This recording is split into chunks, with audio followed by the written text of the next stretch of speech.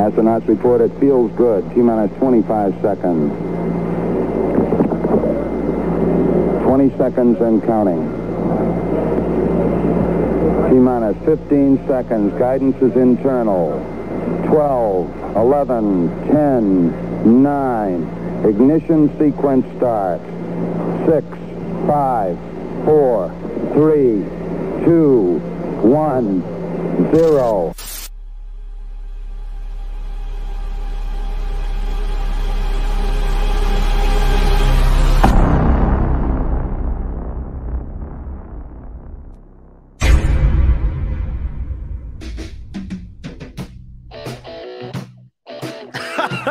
Oh, baby.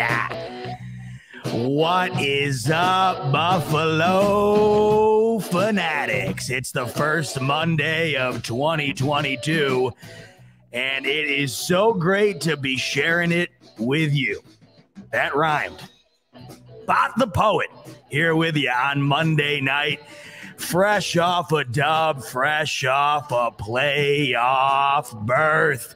The Buffalo Bills are heading back to the playoffs, and it feels oh so good. 29-15 victory with a loss for the Baltimore Ravens to the LA Rams gets you a playoff berth for the Buffalo Bills in week 17. The ticket is punched. Nothing else to worry about moving forward other than securing the division title this coming weekend against the New York Jets. And then from there, it's the path to the Super Bowl.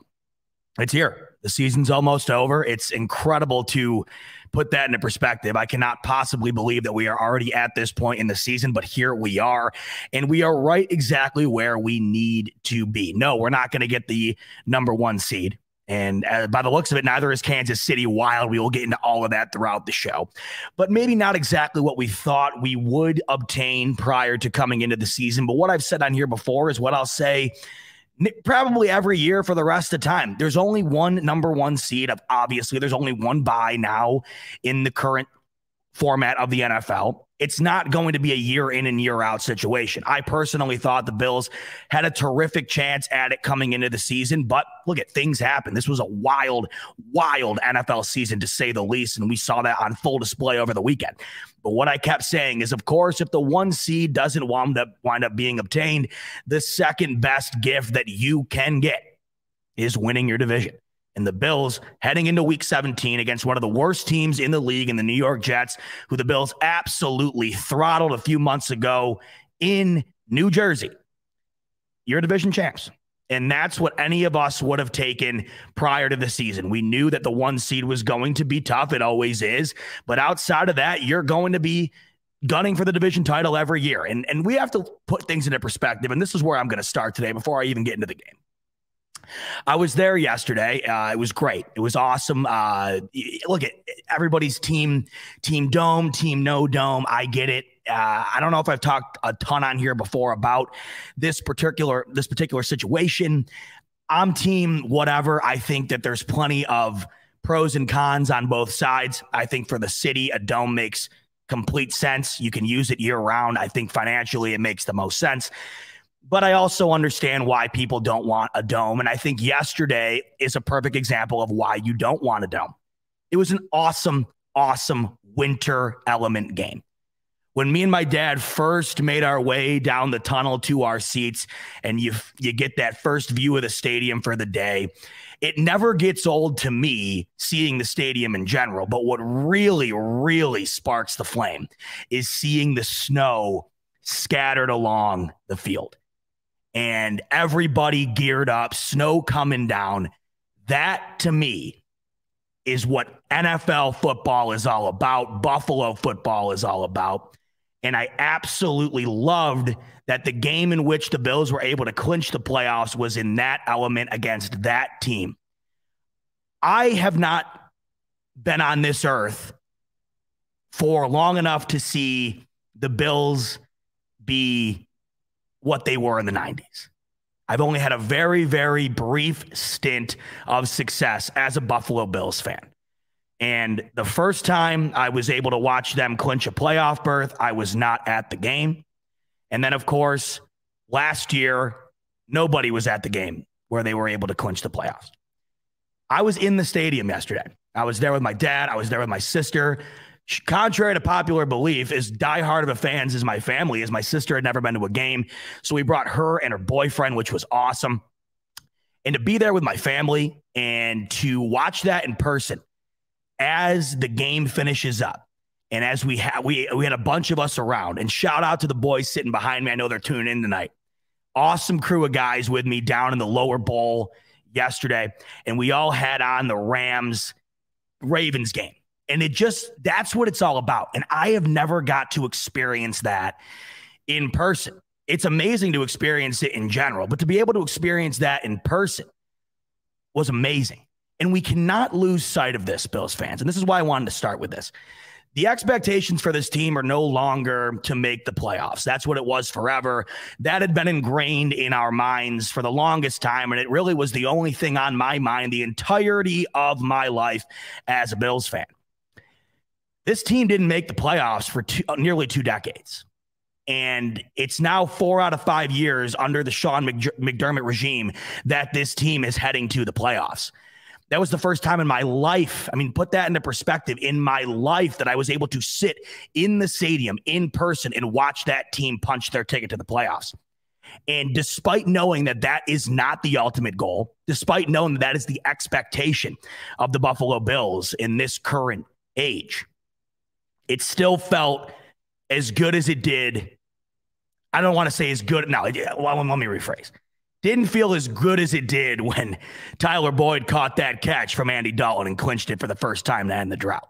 But what I'm getting at is it felt amazing. And what I want to say here is, despite the expectations we have, and I come on here and I have my complaints, and we all have our complaints, and we all have things that we want this team to accomplish, we can never lose sight of what we had to go through as Bills fans for nearly 20 years. And now to have the playoffs be almost an afterthought. Think about that in itself. And being there yesterday, I was able to really soak it in for what it was. And that is, this team is no longer that.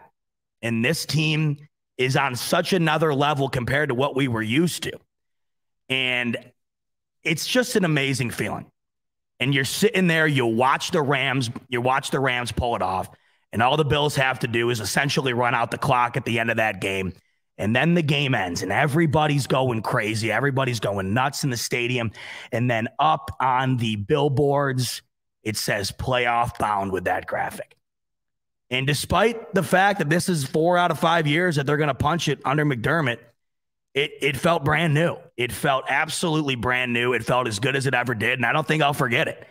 And even though it's just a playoff berth, that's the thing that we have to keep into perspective always. And I know I will. And maybe it's just my generation. Maybe it's the age of which I am as a fan. But despite if you're my age or if you're in your 80s, this team didn't make the playoffs for nearly 2 decades. And now here we are. And I'm the first person to tell you that that is the furthest thing from what we want to settle for. But it just felt absolutely incredible to be there in person amongst the fans and watch that for myself. It felt absolutely terrific. Absolutely amazing. And here we are. Bills are off to the playoffs, 29-15 victory over the Atlanta Falcons. And the reason I wanted to start with that heartfelt message and, really make us feel fantastic about yesterday is because there were a lot of elements about yesterday that weren't so great. That was a really odd game. It's a very, very odd game. It felt like the Bills were going to win that one going away. Next thing you know, they're losing at halftime. But there's several elements about yesterday that you have to really be excited about moving forward for this team for this particular season. I want to start here with Josh Allen. Josh Allen, rough day yesterday. Really, really rough day yesterday. If you look at the stat line, it truly is about as bad as it gets from the passing perspective. 11-26, 120 yards for just over 4 yards an attempt, 3 picks, and a QBR 61.5, an overall rating of 17. I mean, that's just not good, right? But think about it like this. The Buffalo Bills were 14.5-point favorites at home yesterday against the Atlanta Falcons. They throw 3 interceptions. They allow a safety on the first opportunity of the game in which they touch the ball. And they're a half point away from covering the spread. And despite the first half for me, where I'm sitting there like, what in the hell is going on? I'm going off on Twitter, of course, like I always do. And we're all looking around the stadium. Everybody's kind of like, what in the hell is going on? This game was supposed to be 21-5 a second ago. All of a sudden, they're losing at half. You're like, what the hell is going on? It is incredibly encouraging to see that despite them going down at half, doing whatever they could possibly do to keep the Falcons in the game, not really having their greatest outing by any stretch, they still put up 29 points. They damn near cover the spread. And as I've said on here before, and this is just common knowledge at this point, good teams win, great teams cover the spread. Vegas is almost spot on when it comes to these point differentials week in and week out. When you cover that spread, that shows you did what was expected of you. And even though they had a very tough outing, Josh Allen had one of his worst throwing performances of the year. They made mistakes left, right, and center. They still win by 2 touchdowns. It is December football, folks. Now January with the extra week added to the season. Anything goes. There is no status quo when it comes to football at the end of the year. And you saw that just yesterday. And then you see that throughout the ever-changing playoff picture, especially this season. This season has been absolutely all over the place. And yesterday, where the Bills could have found a way to lose that game, they found a way to lose the first half. They regained the momentum, and they did things that aren't typical of this year's Bills team to get the job done. And that, to me, is even more encouraging than looking at the one thing that probably stood out the most, and that was Josh Allen's weak performance. He actually put it best himself. When he was interviewed after the game, he said that he felt like the kid in the group project in school who got an A but didn't do anything. And sometimes that's okay. We've all been there before. At the end of the day, what are you looking for out of that group project? You're looking for an A. Whether you did something to accomplish that A, whether you were the guy who did absolutely everything for the project, or you're the kid who pretended to be sick for a week and still got the A, at the end of it all, guess what is the only thing that counts? That A. And in the football instance, that W. And we've had plenty of games this year and throughout Josh Allen's career where he was the only guy in the group project to help the team get an A. He was the only guy on the team to get the team the W.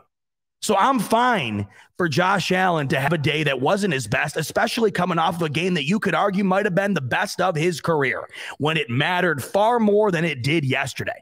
And I know every single one of these games down the stretch matters, but nothing mattered more than that game against the New England Patriots in Gillette just last week. And Josh Allen perhaps had his biggest game of his career, his best game of his career in the biggest spot. So if he's going to have a down week, I'd rather have it be against the Atlanta Falcons at home where everything else was clicking. Get that out of the way before the playoffs. We have seen that Josh Allen can be the guy in the group project that leads you to the A by himself. I am fine with the other guys picking up the slack every now and then. Because even so, when it goes into the playoffs, what is the only thing that matters? Nobody's going to care if Josh Allen goes into the playoffs and has the worst performance he's ever had each and every game. If they reach the mountaintop and get it done, that is the only thing that matters. It doesn't matter at all what else happens other than a W. Now, Josh Allen yesterday in particular, let's just talk about the passing game because that's where it was really rough. But there was also elements about him when he says that I felt like the kid in the group project who got an A and didn't do anything. Well, he did a lot. He's being very modest. What he's referring to, of course, is in the passing game. It was really bad. Now, I think things changed dramatically off of that first interception. If you're looking at what that game was at that particular moment, the Bills were a few yards away from the end zone, and had they gotten in the end zone, they would have been up 21-5 at that point. And Josh Allen said in the presser, Unfortunately, that's the game of football. A tip ball can wind up being an attaboy, as he put it, where, of course, the ball gets tipped or whatever, you make an amazing play, touchdown, or it leads to what happened against Atlanta, where they intercept the ball. The next play, Kyle Pitts makes the biggest play of the day for Atlanta, and next thing you know, that they're in the lead going into the locker room. But after that, I think that's where things changed a bit for Josh Allen. That pick is okay. I'm fine with it. It happens. He literally summed it up perfectly. He literally summed it up that's the way it goes. A tip ball interception. What are you going to do? The other two interceptions were absolutely inexcusable throws. They were both horrendous throws. Really, really bad throws that you look at and you kept saying to yourself, there's no way that happened. That just seems so uncharacteristic. That seemed like a rookie year Josh Allen move. The one before half was really demoralizing because that really allowed Atlanta to take the lead, obviously. And you knew at that point that the Bills had just been utterly kicking the hell out of Atlanta. They were such the superior team. To be losing at half was such shell shock. And then to come out of the half and throw a pick in that drive as well, those are demoralizing. But you'd much rather have them happen against Atlanta. And you have to take the good with the bad. You got to take everything with a grain of salt. He did this against Atlanta in a game where I think that they were just kind of playing at their own pace. I mean, right out of the gate, they were absolutely shredding Atlanta. And maybe it seemed like Josh Allen was trying to do a bit too much. But all I have to do is rewind to a week ago, and Josh Allen did everything he could possibly do as a human being to athletically propel his team to a victory. So if you're going to get a game like you got with Josh Allen, you'd like it to be yesterday. You really would. And those two interceptions, yes, they were terrible, but I don't think we've seen very much of that at all this season, where Josh Allen has back-to-back throws in 2 consecutive drives that were just awful. And I don't think we can expect that much moving forward. I don't see that happening. Plus, it was freezing. It was snowing. And I said going into the game, my buddies asked me, they go, what's everybody betting on this weekend? What are the bets? And I said, and this is just the way I felt, I said, I think that the bet today is Josh Allen under on yards. The way I've seen Josh Allen perform in these elements, it's not very inspiring when it comes to throwing the ball. Josh Allen is not the best cold weather thrower. And I understand that everybody keeps saying, well, it's Buffalo. You got to be able to do this and that. Yeah, he's got the strength to throw the ball in the cold. That's for sure. His overall performances in this weather, however, have not been the most exceptional. So I had that expectation going in. Plus, I knew it. Atlanta is not the worst team in the world either. Going into that game, a 14.5-point favorite to me felt like a lot. I didn't think that the Bills were going to cover that spread. And despite Allen not having a very good day, 2 horrendous interceptions, you start off the game with that safety, you still win by 14. But let's talk about what Josh Allen did do right. I understand that he had a very poor performance through the air. He also ran the ball like Barry Sanders yesterday. And this is what you have to consider when Josh Allen has a game like he did yesterday through the air.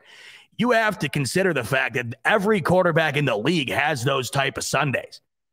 But do they wind up righting their wrongs through the air by running for nearly 100 yards and 2 touchdowns? See, that's what you have to remember. Every quarterback in this league is going to have a dud of a game. But when you can have a dud of a game, but have a whole other asset at your disposal that your team can utilize to get you a victory, I mean, you're not going to find that much. You're not going to find that nearly anywhere else in the league. I keep reiterating this over and over. There's a very, very select few quarterbacks in this league who can do what Josh Allen did yesterday. And I say this all the time because every week it seems there are very, very few quarterbacks that can pull off what Josh Allen does. Like last week, half the plays he made against the Patriots were very, very unearthly compared to what we see from the standard quarterback in this league. Yesterday, you see the Bills have an awful day through the air. So what do? They let Josh Allen take over on the ground, and that winds up sparking a performance throughout the entire run game. And that, to me, is what I take away from yesterday. It's easy to harp and focus on Josh Allen having a really bad game, but when you step away from it, the Bills were able to show you that they can win in multiple ways. They have not done a very good job of showing that this year. They have been very, very dependent on Josh Allen and Josh Allen alone to wind up getting victories this season. Greg Cosell of NFL Films, he was on Colin Cowherd the other day. He said himself, the Buffalo Bills are the most quarterback-centric team in the NFL, and it's 100% true. This team goes through Josh Allen. If he has a great day, the Bills usually wind up having a great day. If he's off, it's going to be a struggle to wind up getting a win. And despite his struggles yesterday through the air, Brian Dable, who I thought had a terrific game yesterday, the Bills were awfully creative, and you like to see that as you're moving towards the end of the year because you're going to need that creativity in the playoffs. They use Josh Allen to what they can use him for that many other quarterbacks don't, and that is a terrific, terrific running game. And if you look at the statistics from yesterday, Josh Allen was in the top 10 in rushing. So despite having a brutal day through the air, you still have a guy finishing the day out of a possible 30 quarterbacks who are ranked in the sortable rushing leaders on ESPN. Out of a possible 30 rushers, Josh Allen ranks in the top 10, and he is, let's just take a look here, out of the top 10, naturally, it's not much of a secret or much of a shock, the only quarterback to crack that top 10, the only quarterback as you go all the way down to crack the top 20. So despite having just a piss poor performance through the air, it is what it is. Just call the kettle black. That's what it was. He still absolutely pops off on the ground. And I had a terrific view. We were down low near the back of the end zone. And watching him run that ball that close, I mean, I've been to a million games, but I sit all over the place when it comes to the stadium. I don't have any set seats each week. We sit all over the place. That's probably the closest I've been in a very long time. Watching him run that ball that close, it's a sight to see. The size, the movement, and the ability to propel this team down the field with that style of play is extraordinary. And it's something that many teams do not have, and it's a major, major asset for the Buffalo Bills. 15 carries, 81 yards. We're talking 5 yards a clip here for Josh Allen. You're getting 5 yards a clip on 15 carries from your quarterback. And he also gets you 2 touchdowns, one in which he absolutely walked in. The other, he follows his lead blockers so well. He literally looks like a veteran running back out there when he's running the ball. Absolutely amazing. And then Devin Singletary. And look, I mean, this is what I needed to see. I think we all needed to see heading into the playoffs. I'm almost okay with the way things went yesterday on offense through the air because it gave the Bills an opportunity to prove to themselves and everybody else that when push comes to shove and they're not having their best day through the air, they can tackle other elements to get the victory. Devin Singletary absolutely popped off yesterday. 110 yards. 110 yards on the ground for a single rusher for the Bills, especially one that is not Josh Allen, the rusher. It's an anomaly anymore. And Devin Singletary ran the ball absolutely phenomenally yesterday. He was bouncing off tacklers, very shifty, moving very well. And if there's one thing we needed to see before the playoffs start, it was a performance like that. And it seems lately that each week over the last couple of weeks, this run game has gotten a little bit more effective and a little bit more effective. And when you add that to Josh Allen and his ability to run the ball, if they can keep this going, look out. I mean, Zach Moss only had 5 carries. He wound up with almost 40 yards. He wound up with almost 40 yards on just 5 carries. 7.8 yards a clip for Zach Moss. They were running the ball at will yesterday. And everybody says, well, this team can't run in conditions like there were yesterday. Well, they did. And I understand Atlanta might not be the greatest defense in the world, but there really hasn't been a defense all season, good or bad, that the Bills have been able to prove to have a good rushing game against. The Bills had a great rushing game against the Atlanta Falcons. 233 yards total, over 5 yards on each carry on 44 carries, and 4 total touchdowns on the ground. The Bills scored almost nearly 30 points yesterday, and they didn't score a single point through the air. As bad as yesterday was on the air, I'm almost ecstatic at what we saw. Because what we saw is a whole other way that the Bills can wind up winning a game. Q Trucker coming in with the super chat. I like how running game looked, but let's be honest, it was Atlanta, a horrible defense. I don't care, Q. I understand that completely, but like I just said, there really hasn't been any team this year that the Bills could run against.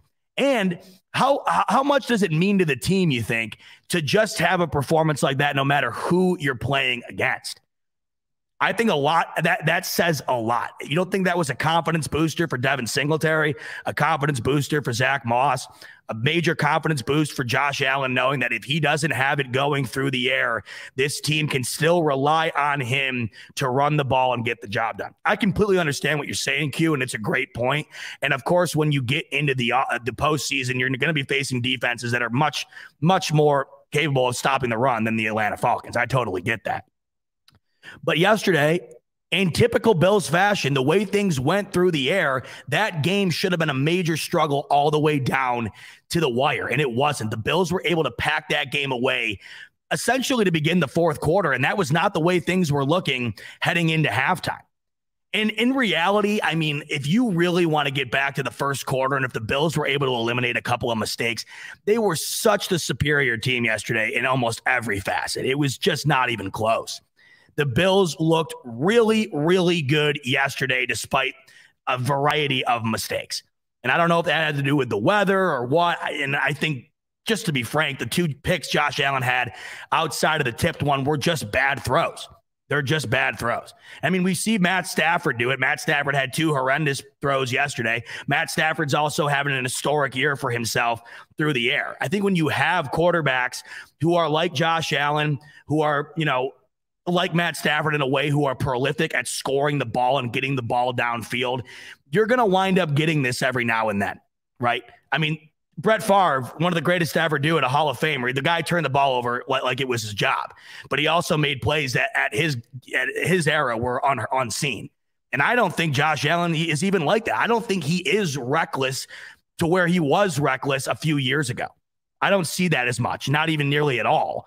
I think we've seen a bit more of that this year than we saw last year. But if we look at the leap he's made in that department from where he came from his rookie year, it's not even close.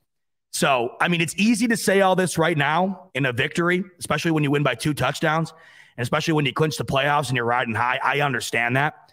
But all I have to do, like I keep saying, is rewind a week ago and Josh Allen had maybe the best quarterback performance a quarterback has had in a big game all season long. So we will absolutely take it. And then from Devin Singletary's perspective, I don't care who the defense is on the opposite side of the ball. He needed a game like that. And I thought he had a good game against the Patriots. And I think this game, of course, was his best of the year.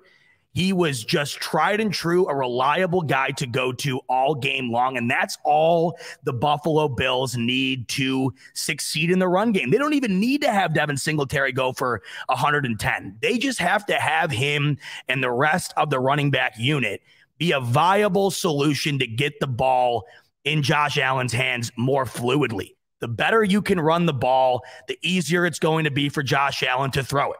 It's not rocket science. And if we can get a game like out of Devin Singletary yesterday, even half of that, if you can rely on Devin Singletary in the run game to get you about 5 yards a carry, because every running back yesterday outside of Isaiah McKenzie, who only had 1 running attempt, 3 rushers yesterday for the Bills, all of them ran for just nearly 5 yards or more. You're going to take that no matter what. And if we can even get close to that in the playoffs, because I'm telling you this right now, the Bills aren't running the ball 44 times against anybody in the playoffs. Josh Allen only threw the ball 26 times yesterday, and I know he only had 11 completions. But you're not going to see him just throwing the ball 26 times in the playoffs. You won't see that once. There won't be a game unless they're blowing somebody out for some reason where Josh Allen's throwing the ball less than 30 times. So in that particular circumstance yesterday, they played situational football and they got it done. 44 rushes, though, for the Bills. I mean, to put that into perspective, and I know Atlanta was trailing most of the game, but they only ran the ball 22 times. That's how much the Bills ran the ball yesterday. Double what Atlanta had done. 44 rushing attempts. And it was power football. And we haven't really seen the Bills execute power football in God knows how long. So it was refreshing. It was definitely refreshing. And I appreciate you coming back in and saying you get the point, Q, because I totally get yours as well. And like I keep saying, it is easy to say that right now. And I understand that. And I don't think I'd have the same perspective probably had they wound up losing that game. But maybe I would if they had put up the same statistics. I mean, how can you argue with 233 yards on the ground and 4 touchdowns? I'm never going to be unsatisfied with that. Never. Jack, Balthasar coming in with the super chat. He goes, Josh, more dangerous by handing off more fake handoffs that he keeps. And clearly a few of those plays each game would get more yards from the running back. Yeah, I think yesterday, I'm trying to think, the play where Josh Allen, I forget, it might have been Knox in the back of the end zone. It was one where Josh Allen took it to the right, and I think it was Knox where he missed him in the back of the end zone. That looked like one of those plays to me, Jack, where he was supposed to hand it off. He wound up keeping the ball. I went back and watched the game when I got home. I think Mark Sanchez even mentioned that, if I'm not mistaken. So I see what you're saying there. Rereading it again, more dangerous by handing off more fake handoffs that he keeps. Oh, I see what you're saying. He's more, now I got it, Jack. So you're saying he's more dangerous in the run department when he fakes the run and winds up keeping it. I agree with you there. But that is what you get when you have a guy like Josh Allen. You have got to be able to respect both elements. Let's go back last week to the touchdown that Josh Allen had to Dawson Knox on the little shuffle. That right there shows you the respect that you have to give Josh Allen in the run game. He makes his way out to the left side of the pocket. And the reason Dawson Knox was so open is because the defender had only two choices, and he was going to lose on either one. It was either cover Dawson Knox and let Josh Allen walk into the end zone, or try to stop Josh Allen and let Josh Allen flicked the ball to Dawson Knox for a wide open touchdown. Now, what Jack's talking about here is if you fake the handoff and Josh Allen keeps it, what do you have to do there? You have to respect both elements. And when you have Devin Singletary have a day like he had yesterday and Josh Allen have a day like he did yesterday, both on the ground, good luck. That's why Lamar Jackson and the Baltimore Ravens were so tough to stop early on in Lamar Jackson's career right there, because what are you going to do? No matter who keeps it, they're popping off runs, and you got to respect both ways. You absolutely have to respect both ways. But, I'm not going to sit here and dwell on a bad game from Josh Allen when he came off of probably one of the best performances of the year, one of the best of his career, when he did what he did in the run game and what Devin Singletary was able to pick up. And, when the wide receivers got the opportunities that they did, I mean, it was obviously very uninspiring, just simply due to the fact that Josh Allen had only 11 receptions. But Stephon Diggs, to me, had a terrific game. I thought that when the ball got to his way, he made some terrific catches. And if you're able to get 52 yards out of only 120 yards total through the offense, I mean, that's what you need out of your elite receiver. That's what you need. And that's a big day for Stephon Diggs in regards to the circumstances. 120 total yards through the air, and he's got 52 of them. And then Gabe Davis, I mean, once again, I mean, that catch that they wound up ruling a catch, it just doesn't get better. I'm sorry, man, but Gabe Davis, I just wish somebody with a lot more notoriety than anybody around the Bills community has. I wish somebody would just give him proper credit where credit's due. His catching ability is some of the best I have ever seen from a young wide receiver. The guy catches everything that comes his way. That ball was halfway out of bounds. He reaches one hand out while he's going out of bounds and somehow keeps it in. And in perspective, he only had 3 targets yesterday. He caught all 3, and he led the team in average yards per catch. I've said this how many times on here? I sound like a broken record when you guys tune in on here when I talk about Gabe Davis. Every time you give that dude an opportunity, he cashes in. And that game, I'll tell you what, that was 3rd and 10. That was 3rd and 10 when Gabe Davis made that catch. Who knows if things could have changed if the Bills settled for a field goal. Massive, massive play. And you're looking at it, and he only got 3 opportunities yesterday, caught all 3, led the team in average yards per carry. That's just the offensive side of things in this one, folks. After a quick break from my friends over at NordVPN, we're going to talk about this defense and how they are back to hitting stride. Remarkable performance and what we can expect to see from them going into the playoffs, because yesterday the defense put on a clinic and they really helped bail out an offense for the Bills that just wasn't having the best day through the air. Real quick, NordVPN, then we will talk about that illustrious Bill defense. Are you out of market? but the NFL Sunday Ticket is just too expensive? Hey, this is Pierre the Kingpin from the Buffalo Fanatics, and do we have a deal for you? Watching all NFL games live while having the ability to watch the replay whenever you'd like is what makes the NFL Sunday Ticket so popular. The issue is the pricing is just outrageous. Getting DAZN along with NordVPN will cut that price in half. Here are the details. Go to supportbf.com and sign up for DAZN. Then go back and sign up for NordVPN. Once done, just switch your VPN to Canada and sign into DAZN. Now sit back and enjoy some football. It's the Kingpin, and I'm out. BFVPN.com. Make sure to go over there and take advantage of that deal. By the way, help me keep updated on the Browns-Steelers game. I know this might be Big Ben's last game. Looking forward to watching that after this is over. I know it's 0-0 right now, halfway through the first. Man, it has shit hit the fan in that division for anybody who's not the Cincinnati Bengals. Wow, have the tables turned. I mean, that's just a crazy division right now. Heading back into the comments here before we get into the defense. Wanted to touch on a few things that I saw. Where are we here? Somebody brought up McDermott on the challenge. Of course, I just saw it and now I don't. But somebody said, oh, here we go. It was my man Jack Balthazar. He says, that was a great challenge from McDermott. You're damn right it was. And it was the only challenge he's won all year. You want to talk about the little things that matter heading into the playoffs. These things, I at least for me, were you not starting to lose confidence every time Sean McDermott threw the flag? There are little confidence boosters that wind up making a difference when it comes to these playoff games. I was just watching Man in the Arena the other night. Don't ask me why. It's actually good. I'm sorry. I know it's like it's an affinity project for Tom Brady. It's like I get it. But it's good. If you like football, it's a good watch. Anyway, I'm watching the episode about the Atlanta Falcons, ironically enough, the Atlanta Falcons Super Bowl, the greatest Super Bowl of all time. And it just when they break down the game and you just see all the little things that go into a game that wind up leading to a victory, especially in one where you're ruled out completely down 28-3. All these things matter. And I think that Sean McDermott throwing that challenge flag, what did he drop? He dropped it like Salt Bay. He was doing a little Salt Bay action with the challenge flag. I think that's big. He hasn't won one all year. It took up until week 17 to do it. Gets it done, and maybe that makes a difference in the playoffs. Who knows? Rashid Turner coming in saying, Jerry Hughes, last game is Sunday. Thank God. Well, I mean, I understand what you're saying, Jerry. Thanks for the super, Rashid. Thanks for the super chat.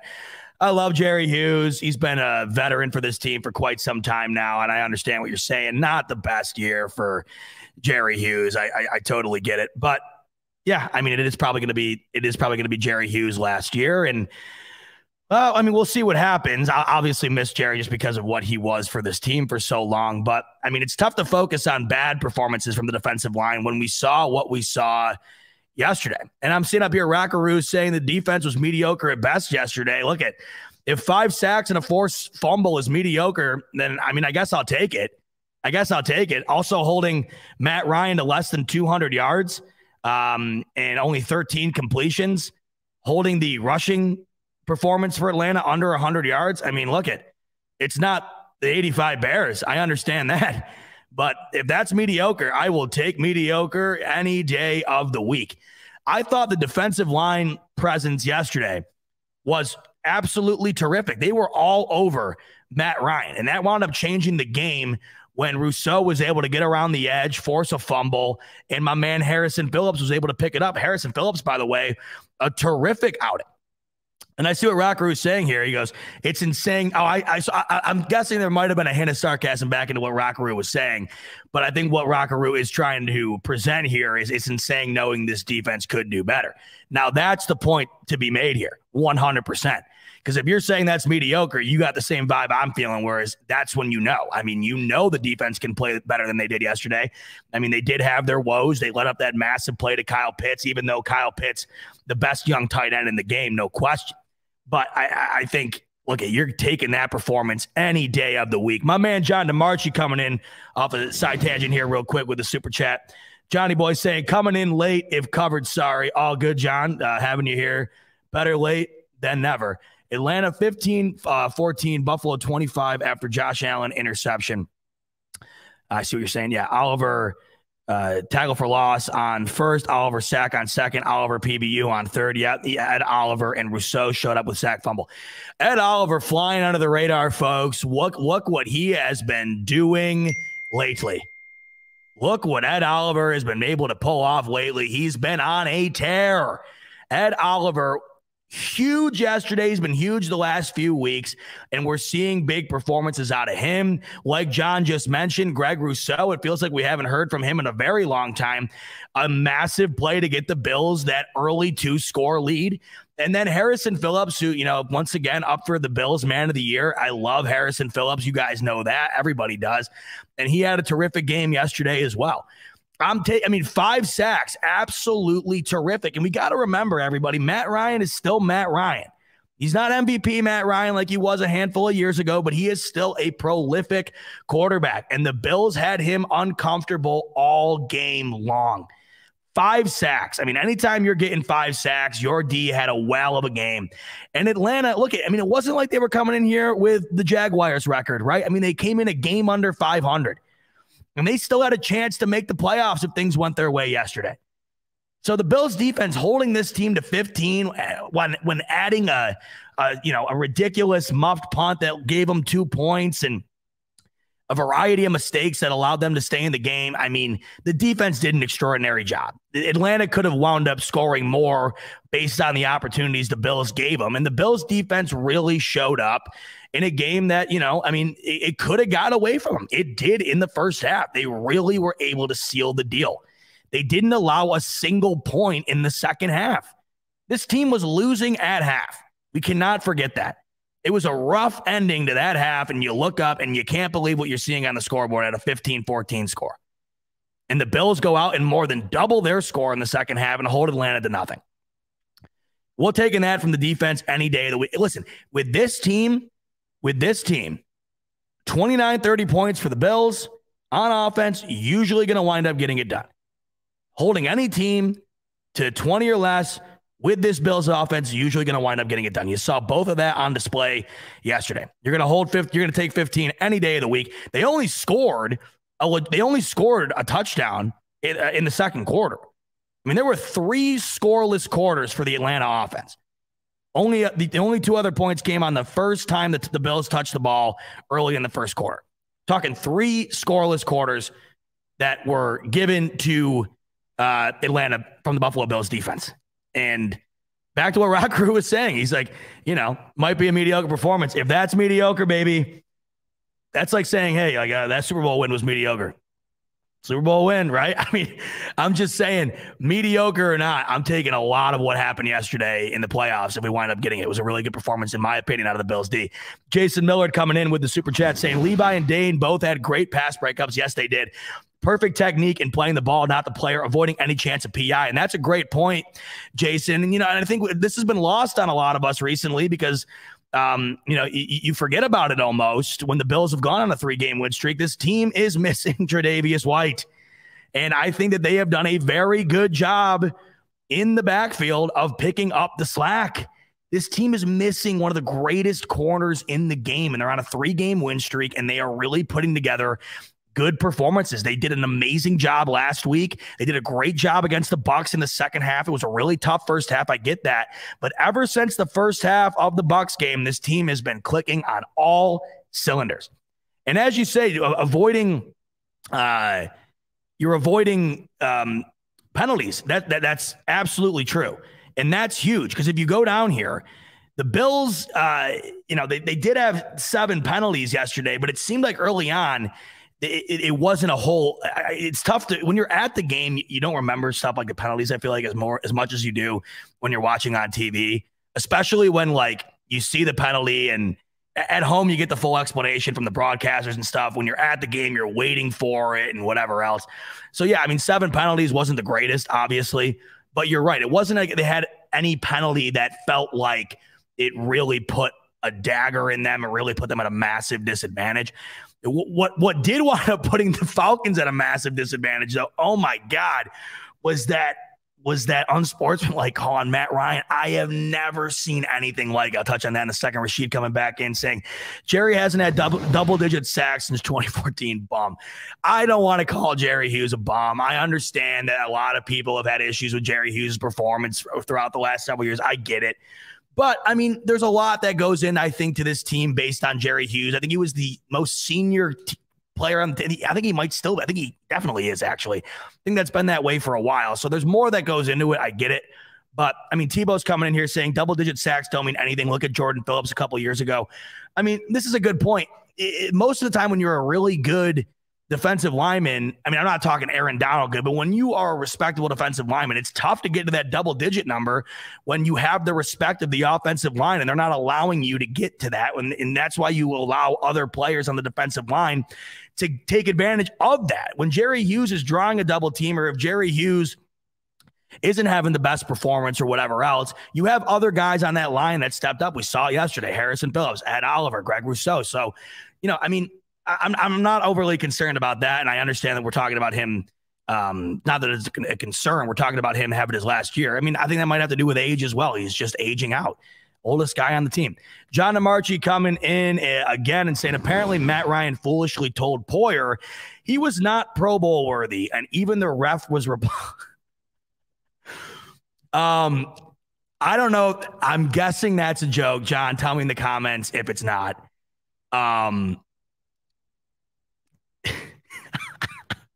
That's a fantastic joke from my man John. If it's not, then it's even better. I'm not. Can one of you guys tell me in here? By the way, I don't know if anybody want to get an explanation on it. It is a joke. Thank you, John. Very well done. Everybody tip their cap to John. It was a very, very well thought out joke. But in all seriousness, what actually happened? What actually happened from the perspective of everybody at home with Matt Ryan? Because it was so weird at the game. They scored, and then they review then they throw the flag, and everybody around us at least didn't know exactly why they threw the flag. And then they reviewed that play for what felt like forever when his knee was down. And then you overturned the touchdown call, and then you back up 15 yards. That screwed Atlanta. That would have been a one-score game. That was huge. And I've never seen anything like it, where you score, you get a flag, and the flag winds up not only like having nothing to do with the scoring play because the score gets negated, but it backs you up and completely takes you out of being able to score again. It was amazing. Like, absolutely insane. I don't know if anybody actually knows exactly what happened in here. Let me know. But like Tebow is saying, that completely changed the game. You're damn right. It would have been what, 29-22? Crazy. A lot of Jerry Hughes talking here. I was not expecting this. Rashid Turner saying Jerry isn't drawing doubles. I get that. He's not drawing doubles now, Rashid. I understand that. But I'm also seeing a lot of good points in here. He's a good mentor. He'll be a position coach. I understand that. I'm talking about, like, when you have a guy like Jerry Hughes, now you're going to completely disrespect the guy to where it doesn't allow it to open up on the rest of the defense. I get what Rashid's saying. I get it. And a lot of people have the same outlook. But I have a tough time dogging the guy, you know, when he's done what he's done for the team. And I think a lot of it has to come into what Tebow had just brought up. And that's, you know, what he is in the locker room. And I think that means a lot. Air Allen coming in. Z-Bot, what's up? Playoffs? LFG. You damn right, Air Allen. LFG indeed, my friend. So, yeah, I mean, I'm saying defensively in that game, good to great performance, if you ask me. And the cherry on top, I don't think it would have mattered. Look, if Matt Ryan and the team if Atlanta and Matt Ryan score that touchdown, the Bills still win the game. I'm fully confident in that.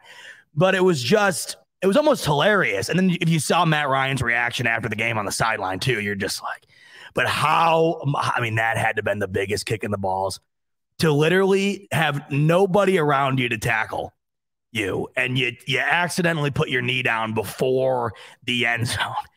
Then you get a flag. And then you don't score. That was just brutal. And back up to what back up to what Tebow 1997 said. Changed the game. It totally did. King Thriller is in here. He's saying anyone else absolutely terrified of the Colts. This guy is King Thriller.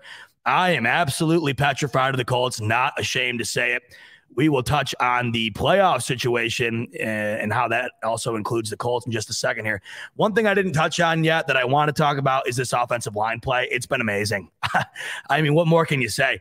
This offensive line, which, you know, it sort of kind of seemed like a liability at multiple different times throughout the season. The last couple of weeks, folks, and once again, you can rule out anything that you've seen the rest of the year up until now because none of it matters. What's going on right now is what's going to matter in the next couple of weeks because this is what you got right here. And the playoffs, they are, what's today? Monday, we're less than 2 weeks away. And this offensive line is hitting stride. Josh Allen had all day to throw against the Patriots, despite having the best performance or not the best performance yesterday through the air. I thought the offensive line still held up. Josh Allen never got sacked.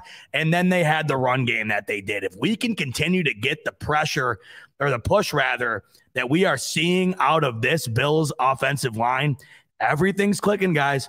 What's the word on Bates? He's day-to-day, David Reed. They just announced that today. Ryan Bates is day-to-day. So usually what that means is you're good to go most of the time. So we shall see what happens there. But he's been a spark, huh? I mean, my God, this offensive line really is clicking. And I am excited to know that heading into the playoffs, we have just seen Josh Allen's best performance a game prior to this one. We just saw the best run day that the Bills have had all year this past weekend. We saw a good defensive performance this past weekend, and we have also seen a terrific line performance. Bills Mafia Man 55 coming in. Correct me if I'm wrong. Is it week to week and not day to day? I might have misread it. Let me know down there if it is week to week. I apologize for saying day to day. Actually, I'll just look it up right now. The power of the internet. We have technology. It is day-to-day. Sal Capaccio 5 hours ago. Ryan Bates is day-to-day with knee injury per Sean McDermott. You scared me there. You scared me there, Bills Mafia Man 55. I thought I had to get my reading glasses fixed and thought I read it wrong. Day-to-day. So with that, what can you expect with that? I don't know. I mean, you got the Jets 17-point favorites this week. Not that you can rule them out. They should have beaten the Bucs yesterday. What the hell was that? What was that game? I mean, not only was it almost an L for the Bucs, Antonio Brown, what in God's name is going on there? Oh my God. Yeah. So everything seems to be clicking. I'm going to rule out the Josh Allen performance of the air yesterday. We'll see what happens this coming week. Let's head over to it's my favorite. Let's head over to the playoff simulator and take a look at what wound up going down. Tell me. Jeez, there we go. Good. Come on, bot. All right, let's take a look at the playoff simulator. You know, it's my favorite. And things shook up yesterday, did they not? What a wild day. For starters, that game, that Ravens game, wild, that wound up propelling the Bills in. That was a crazy game. Chiefs Bengals, wild game. Buccaneers Jets, insane. How did the Raiders wind up beating the Colts? I'll never know. And then, I mean, guys, how can somebody just give us a time machine and go back and play? Can we please play Jacksonville again? How did we lose that goddamn game? How? I mean, for God's sakes, New England put up 50 on them. Good God, how did we lose that game? Mr. Bonsky coming in. Respect the 55 and his contribution to the team. Bingo, Mr. Bonsky. That's exactly where I'm at with it. Holy crap, though. Yeah, my boy Don coming in. We beat ourselves. You're damn right. I mean, I don't even know how else to say it. I mean, they have been a punching bag for every team that has come into their path except for the Bills. 50. I mean, you saw what the Bills were able to do against the Patriots last week and what they were able to put Mac Jones through. That same team that beat the Bills just allowed Mac Jones and company to put up 50. It's insane to me. I will never get over that game. And it's funny because looking back on it, you think, oh, the Bills win that game. They might have taken the 1 seed. I doubt it because it looks like Tennessee's going to have it wrapped up. And that's what we're going to look at here. So I know it's still 0-0 top of the second quarter here for the Cleveland Browns and the Pittsburgh Steelers. I don't know what the vibe of that game is. I haven't watched it, obviously, but I don't really care either. I don't think it matters. I'll just say Cleveland wins tonight, whatever. Congrats, Cleveland. Here we go. So this right now is where we're at. First seed Tennessee. You got to give credit where credit's due. Tennessee loses Derrick Henry, and they still find a way to wind up going 11-5 up until now.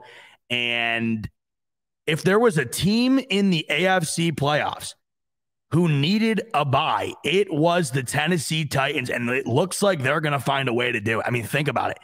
They're going to get a week off where they can allow Derrick Henry to rest further, and then he'll probably be back for the divisional.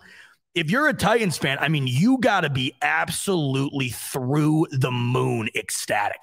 I mean, that is incredible. I mean, good God, imagine if that was the Bills. Like you're getting your best player back, and you don't have to worry about losing a game and waiting for him to come back. I don't know if you would have been ready for the wild card or not, but now you don't even have to worry about it should things continue to be the way that they are. Then you got the Chargers and the Chiefs. You got the Colts and the Bengals. And then, of course, you got New England and the Bills. And, folks, right now, it's a dream. And I went through this simulator with you weeks ago, and the one that I had wound up, the one that I wound up creating, it had this scenario. It had this exact same scenario where the Bills and the Patriots both go 11-6, and the Bills win the division based on them beating the Patriots. This is extraordinary. I mean, if you're a Bills fan, sorry. If you guys watching are Bills fans, and I don't think you are, but if you happen to be a Bills fan, it doesn't get better than this, guys. I mean, to have New England come back to Buffalo, they already avenged the brutal loss on Monday night. And what I'm hearing, I think it was Howard from WGR earlier. If not, it was one of the reporters. The rumor on the block is if this scenario right here stays the same, Bills Patriots in Buffalo, Monday Night Football, because there's a Monday Night wild card now.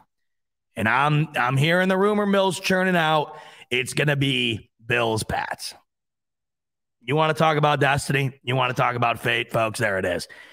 The Bills will have an opportunity to avenge that brutal loss in the exact same position, this time having it mean infinitely more.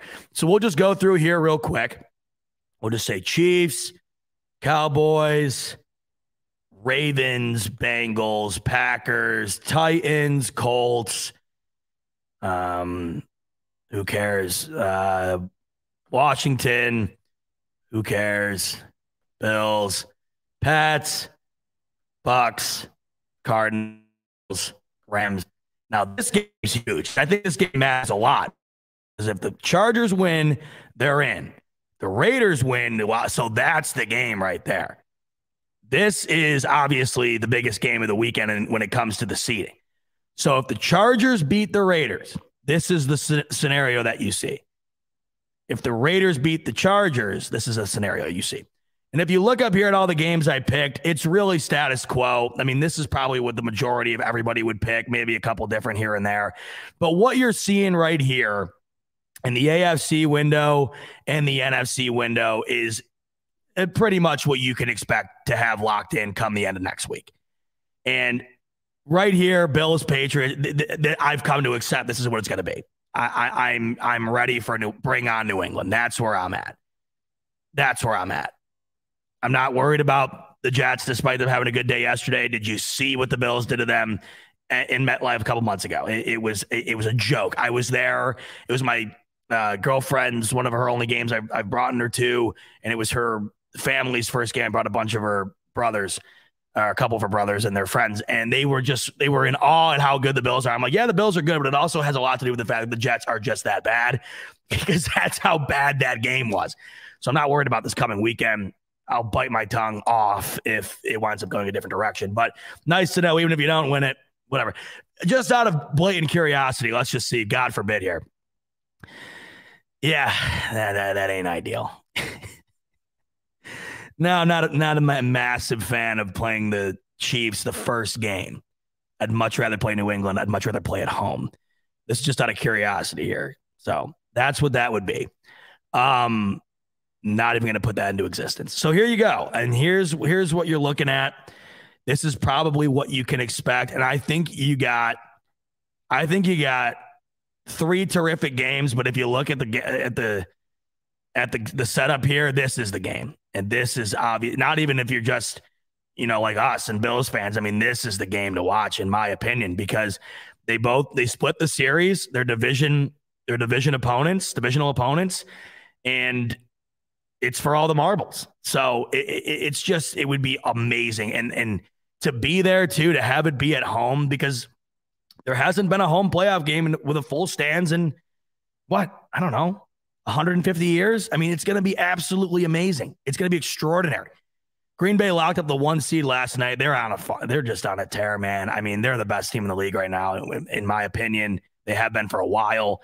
But let's just go through here, and I'm going to just, based on this, I'm going to pick who I think. See, I got to tell you, if I'm the Chiefs here, man, this is a bad draw for a 2 seed. I mean, look at the rest of this. I would rather play any other team, including Tennessee, than Indianapolis. And everybody's always like, why are you giving Indianapolis so credit? Why are you giving all this credit? Why are you giving all this credit? Yeah, I understand they lost to the Raiders yesterday. Prior to that, they had been an absolute heater. I think Jonathan Taylor should win the MVP. Sorry, it's going to be Rodgers. But they're a well-oiled machine that's been clicking incredibly down the stretch here. And they're very well coached. Their run game's terrific. Their D is good. I understand Carson Wentz, very erratic. Wouldn't want him as my quarterback. I'll just say that. But I think for a 2 seed in Kansas City, playing the Colts out of the chutes, that is a rough draw. And I got to tell you, man, I understand Arrowhead, not an easy place to win, no question. I got upset alert all over this. And then I got to tell you, man, the Bengals, look out. They look extraordinary. Joe Burrow, what in God's name? That receiving core. Jamar Chase, I mean, who's Randy Moss? Yesterday was insane. Insane what he did yesterday against a damn good Chiefs defense as of late. So if the Bills win here and, if the high seeds win, you'd have the Bills and Titans. And then you'd have Chiefs Bengals. And now if all the high seeds win and the Bills wind up against Tennessee, I'm fine with it.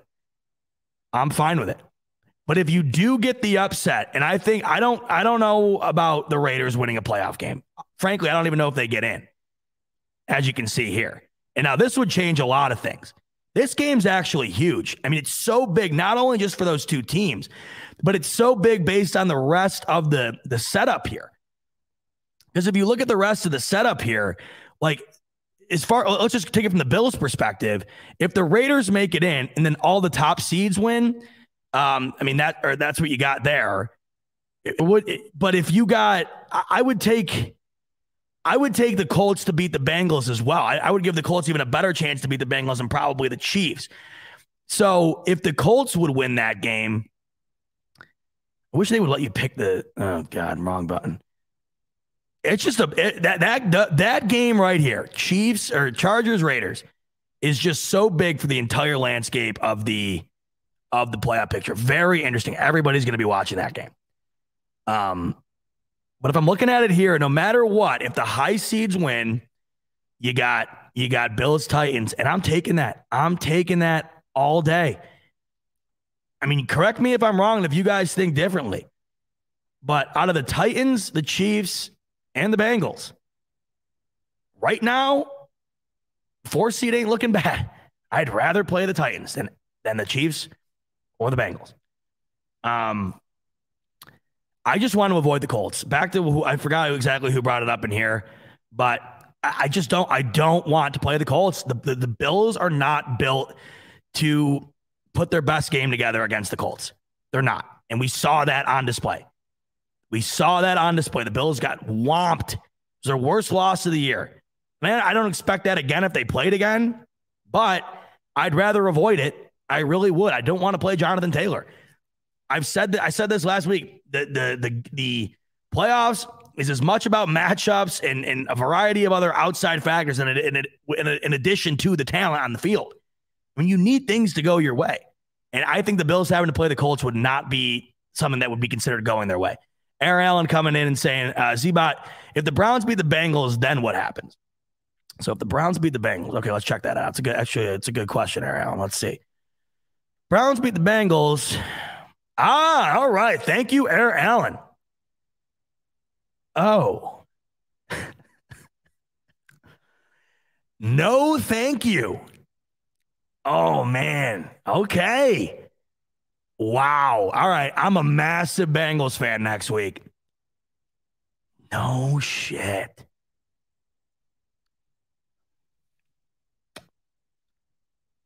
No, I'm not. I don't like it.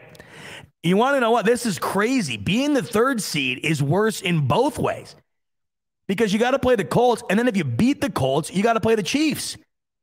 So being the 3rd seed is way worse than being the 4. If you're the 3rd seed, you got to beat the Colts and then you got to beat the Chiefs. But if you're the 4 seed, you got to beat the Titans or the Patriots and then the Titans. Oh, man. All right. Aaron Allen, appreciate you putting that into my mind. I didn't even think about swapping that game just because the Browns are the Browns, right? Shout out Juju Smith. So I didn't even consider that. But if that upset winds up getting pulled off there, and you know what? Well, I was gonna say potentially because the Bengals already clinched the division. Maybe they sit, but I don't think so. Because obviously, if they lose, their seeding changes, so they'll definitely go full go. Obviously, but all right. I just became a massive Bengals fan. Not that I already wasn't before. I got my Andy Dalton jersey from years past to honor the greatest play in the history of NFL football. To get the Bills into the playoffs over the Ravens, of course. So love it. All right. And it was an hour well spent right here on the first Monday of 2022, spending the first full day, I guess, of the Bills being in the playoffs. And next week, it's all about locking up that division for the first time in consecutive seasons. And I think, what was it, since Benjamin Franklin was still walking around? I think Abe Lincoln was president. It's been a while. Let's lock it up next week. Get them Jets. Then it's off to the playoffs. And the playoff preview show for the smoke break will be right here on the Buffalo Fanatics YouTube channel a week from tonight on Monday night, as always, baby. 7-0 Pittsburgh. I'm going to go watch that. I'm sure you guys are too. Enjoy it. I'll see you next week. Enjoy the Bills-Jets game and enjoy what should be another division championship, baby. As always, go Bills.